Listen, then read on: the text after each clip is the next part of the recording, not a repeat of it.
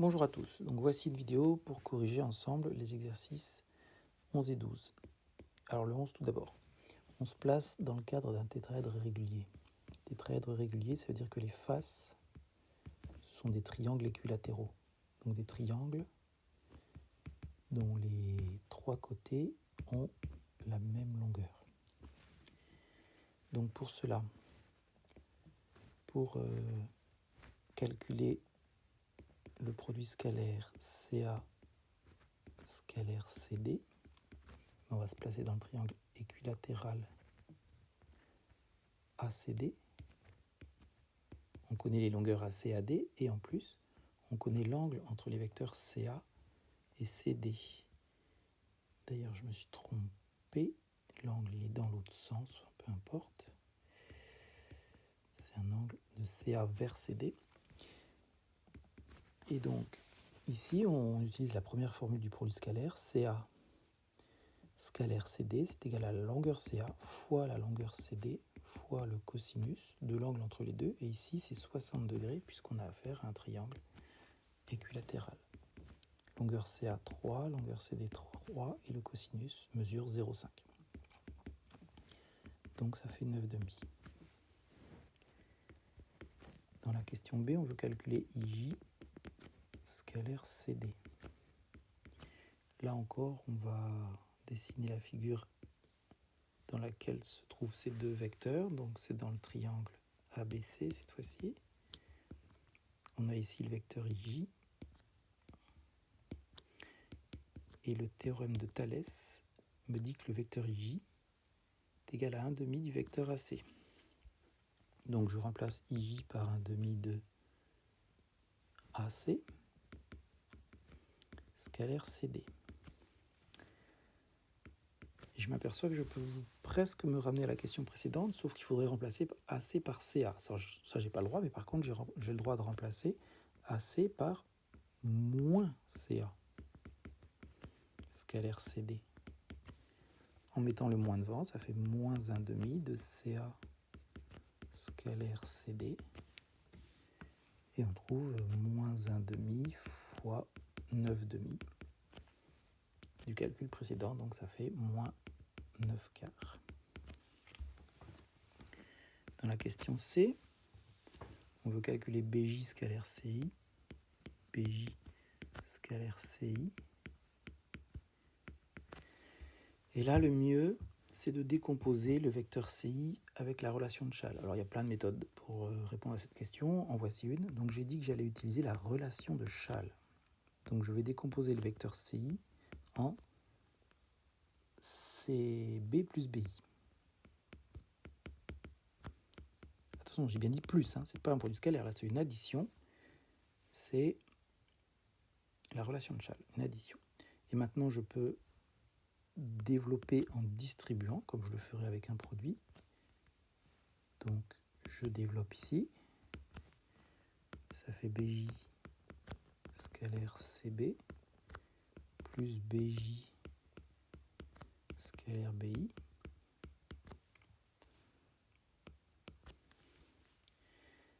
Alors, on aime mieux quand les vecteurs dont on veut calculer le produit scalaire ont la même origine. Donc ici, je vais remplacer le vecteur CB par moins BC. Et ici, BJ scalaire BI, j'y touche pas.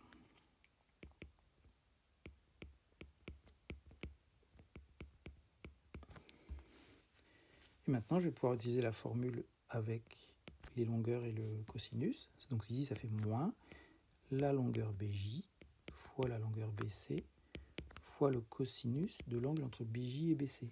Sauf qu'ici, l'angle il vaut 0.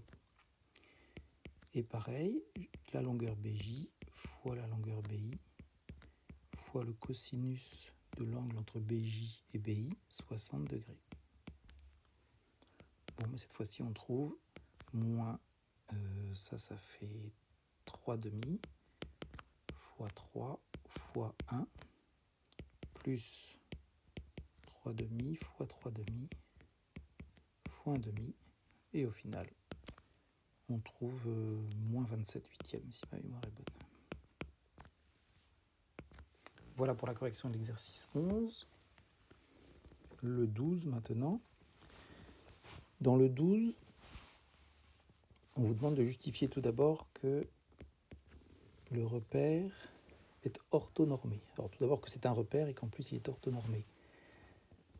Pour que on ait affaire à un repère, eh bien il faut 3 vecteurs JB, JP, JL non coplanaires. Donc ici, à part dire que ça se voit sur la figure, on ne peut pas pouvoir faire grand chose de plus. Donc ils sont bien non coplanaires.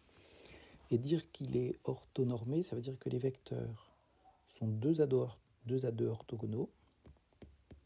Donc JB, il est orthogonal à JP. JB, il est aussi orthogonal à JL. Et enfin, JP est orthogonal à JL.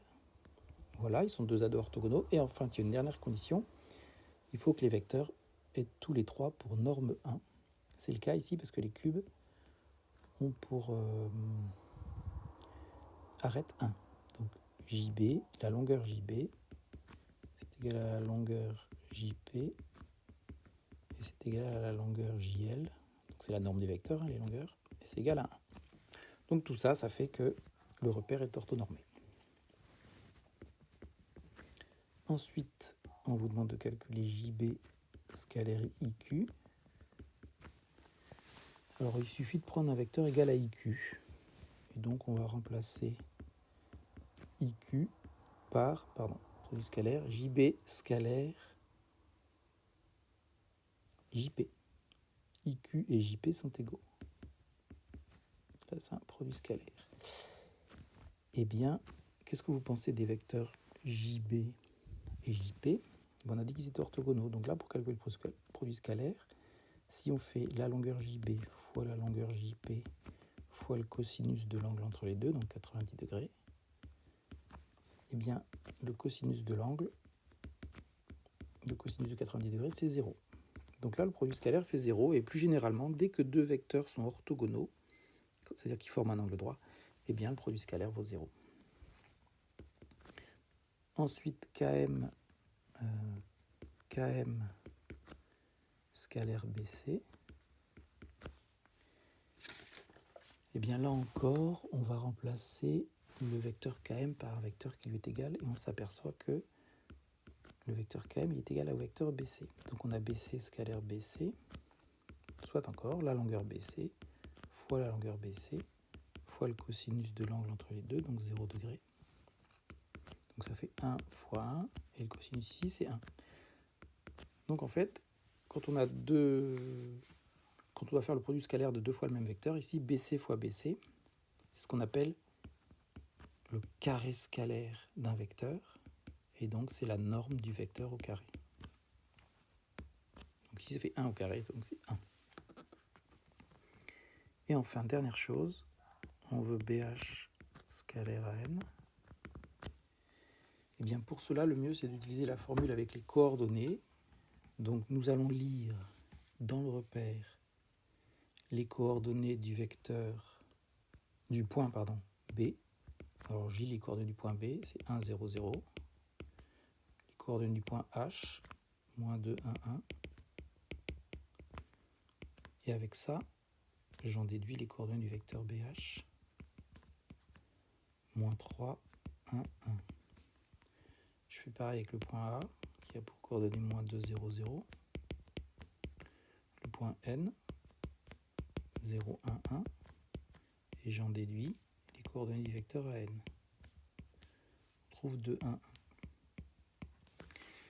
Et donc pour calculer maintenant le produit scalaire, BH scalaire AN, eh bien c'est la formule du cours de première, xx' plus yy'. Mais dans l'espace, cette fois-ci, on passe à la troisième dimension, plus zz'. Et donc ici, ça fait moins 3 fois 2, plus 1 fois 1, plus 1 fois 1. Et ça fait donc moins 4. Voilà pour la correction des deux exercices.